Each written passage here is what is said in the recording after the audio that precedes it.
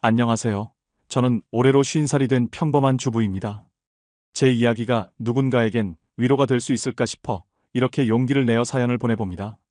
저는 어릴 때부터 통통한 아이였습니다. 가족 모임이나 어른들이 많은 자리에서 항상 들었던 말이 있었어요. 너는 살만 빼면 참 예쁘겠다. 뚱뚱해서 내 이목구비 다 가린다. 너무 살찌면 커서도 사랑 못 받는다.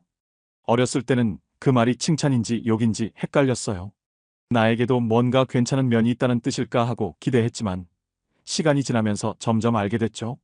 그 말 속엔 제가 지금 모습 그대로는 부족하다는 뜻이 담겨 있다는 거요. 거울을 볼 때마다 어른들이 했던 말들이 떠올랐어요.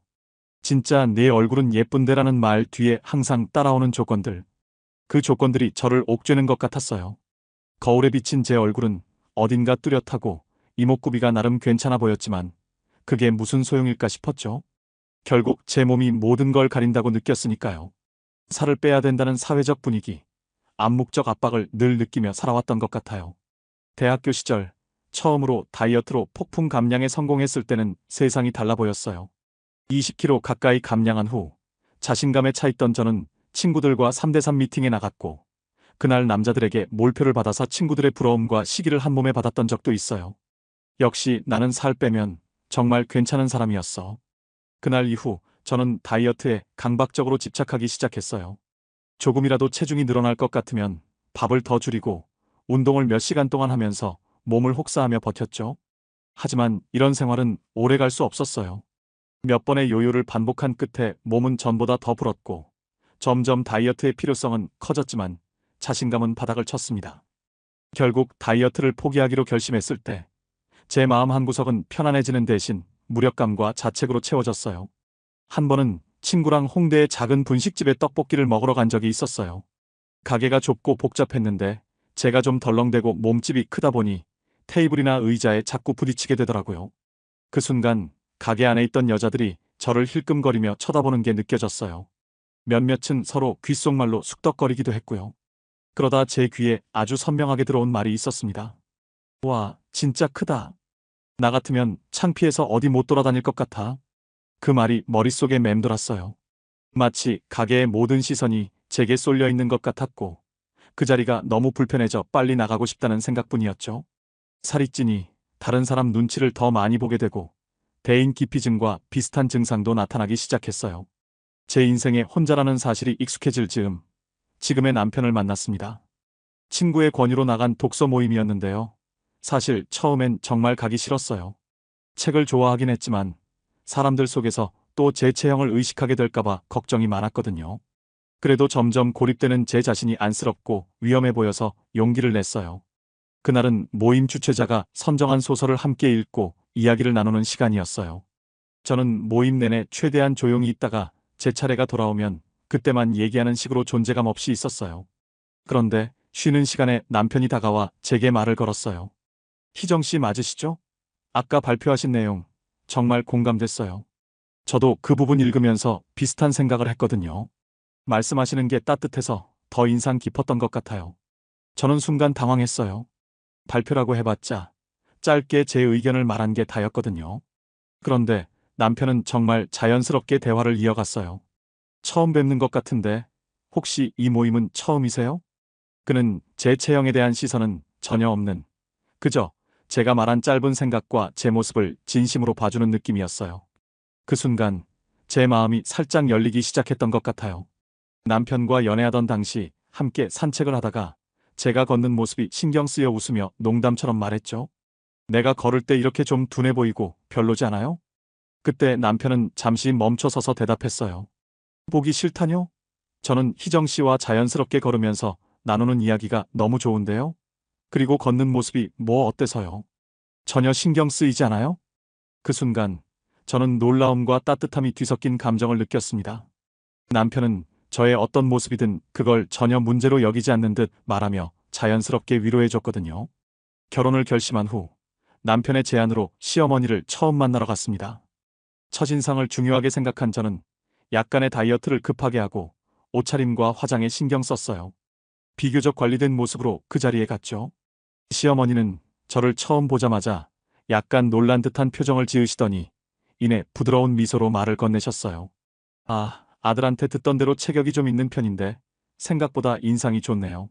말투는 친절해 보였지만 그 속에는 어딘가 미묘하게 부정적인 뉘앙스가 느껴졌습니다. 대화 중 시어머니는 마치 자연스럽게 흘리는 듯한 말투로 이런 이야기를 덧붙이셨죠. 결혼하고 나면 아이도 생각해야 하니까 몸 관리가 정말 중요하답니다. 요즘엔 다들 건강하게 살을 빼고 그러더라고요. 몸이 가벼워야 여러모로 좋지 않겠어요? 저는 억지로 미소를 지으며 고개를 끄덕였지만 그 말이 내심 불편하게 느껴졌어요. 마치 제가 지금 모습으로는 부족하다는 말을 돌려서 하시는 것처럼 들렸거든요. 저는 긴장했지만 남편이 다정하게 제 손을 잡아주는 바람에 조금 안심할 수 있었습니다. 결혼 후 시댁을 자주 방문하게 되면서 시어머니의 잔소리 스타일을 알게 되었습니다. 시어머니는 두 명의 시누이에게도 같은 식으로 말했죠. 날씬한 첫째 시누이에게는 늘 칭찬을 아끼지 않았습니다. 역시 첫째는 날 닮은 것 같아. 꾸준히 관리하니까 정말 보기 좋다. 앞으로도 이렇게 예쁜 몸매를 유지해야 돼. 반면 체격이 있는 둘째 시누이에게는 날카로운 잔소리가 이어졌습니다. 둘째야, 너도 좀 언니처럼 관리 좀 해. 요즘에는 젊은 사람들도 당뇨나 고혈압이 온다더라. 그리고 그렇게 살찌면 게을러 보여. 그 모습을 보며 저는 자신이 시댁에서 어떤 잔소리를 듣게 될지 직감할 수 있었습니다. 아니나 다를까, 시어머니는 기회가 될 때마다 은근히 저에게도 말을 흘렸습니다. 희정아, 내 몸 관리도 중요하단다. 아이를 가지려면 더 신경 써야지. 하지만 이런 순간마다 남편은 늘 제 편을 들어주었죠. 엄마, 희정이는 지금도 충분히 괜찮아. 그렇게 말씀하시면 스트레스 받아서 애도 더 안 생겨요. 그 말 한마디에 저는 시어머니의 잔소리를 흘려들을 힘을 얻게 되었습니다. 결혼 후 제 삶은 아이 둘을 연년생으로 낳으며 빠르게 변했습니다. 임신과 출산 과정에서 체중이 점점 늘어났고 그로 인해 몸도 마음도 무거워졌습니다. 하지만 아이를 기다리며 설레어하던 시어머니는 그 시기만큼은 저를 괴롭히지 않았습니다. 몸이 무거운 게 당연하지, 애 잘 낳으면 그만이야. 하며 오히려 걱정해주는 모습을 보였죠. 하지만 두 아이를 낳고 몇 년이 지나면서 상황이 달라졌습니다. 모유 수유와 육아로 밤잠을 설치던 시절, 제 식단은 주로 남은 아이들 간식이나 대충 때우는 배달음식으로 채워졌고 체중은 점점 불어났습니다. 아이들이 유치원 다닐 즈음엔 결국 제 몸무게는 160cm의 키에 90kg대를 넘어섰고 제 자신도 거울을 보며 한숨 짓는 일이 늘어났어요. 그러던 어느 날 시어머니와 장을 보러 가게 되었습니다. 시장에서 물건을 고르던 중 시어머니의 동네 지인이 저희를 발견하고 인사를 건넸어요. 저는 자연스럽게 지인에게 인사하려고 시어머니 쪽으로 다가갔습니다. 그런데 그 순간 시어머니가 눈짓으로 저를 제지하며 살짝 고개를 저었어요. 마치 오지 말라는 신호처럼 느껴졌죠. 그 모습에 저는 멈춰섰고 멀리서 그들의 대화를 지켜볼 수밖에 없었습니다. 시어머니는 잠시 당황한 기색을 보였지만 이내 자연스럽게 대화를 이어나갔습니다. 시어머니는 지인과 헤어진 뒤 아무렇지 않은 척 다시 제 쪽으로 돌아왔지만 저는 그때 꽤 큰 충격을 받았습니다. 내가 창피한 걸까? 나와 함께 있는 걸 부끄러워하시는 걸까? 하지만 남편은 항상 제 편이었습니다. 누군가가 저를 판단하거나 상처 주는 말을 할 때마다 그는 저를 보호해줬어요. 저를 향한 그의 일관된 사랑은 체중과 상관없이 변함없었습니다. 하지만 문제는 제 자신이었습니다. 남편의 사랑과 다정함에도 불구하고 거울에 비친 제 모습을 볼 때마다 여전히 무너지는 기분이 들었어요. 남편은 이렇게 괜찮다고 해주는데 왜 나는 나 자신을 괜찮다고 받아들일 수 없는 걸까? 애들 엄마로서, 아내로서 더 잘해야 하는데 난 이렇게 망가져 있는 게 맞는 걸까? 점점 스스로를 미워하는 감정이 커져갔습니다. 어느 날 저녁 유치원에서 돌아온 두 아이가 저를 보며 깔깔대며 웃는 일이 있었습니다. 처음엔 그냥 아이들 특유의 장난이려니 생각했어요. 그런데 아이들이 서로를 쿡 찌르며 이렇게 말하는 걸 들었죠. 엄마, 오늘 친구들이 엄마 진짜 크대요. 걸으면 쿵쿵 소리 날 것 같다고 했어.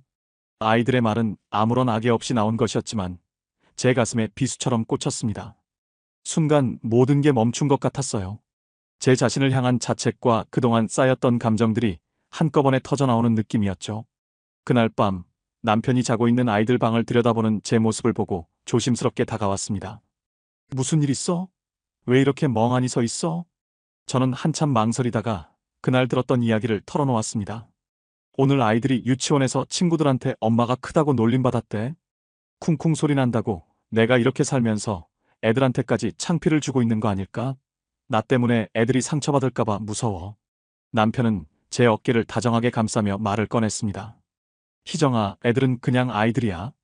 엄마를 창피하게 생각할 애들이 아니라고. 하지만 내가 정말 변화를 원한다면 내가 옆에서 도와줄게. 함께 해보자. 우리 건강하게 조금씩 바꿔가는 거야. 그 말에 저는 눈물이 났습니다. 남편이 늘 저를 지지해주는 건 알고 있었지만 그날은 그의 말이 제게 특별하게 다가왔어요.